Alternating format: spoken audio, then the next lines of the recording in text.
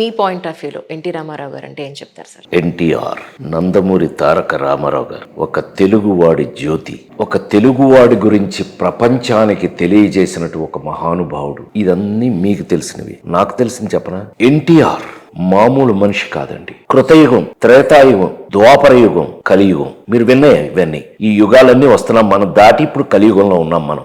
మనిషి అనేవాడు ఎలా ఉంటాడో మనకి చూపించిన ఒక దేవుడు. రాముడు అవతారం ఎత్తొచ్చి రాముడుగా మనిషి ఇలా ఉండాలి, వాల్యూస్ ఇలా ఉండాలి అని చూపించిన అవతారం రామావతారం. ద్వాపరయుగం, మహాభారతం, శ్రీకృష్ణుడు. ఇంకా మహాభారతంలో మీకు అన్ని క్యారెక్టర్స్ తెలుసు.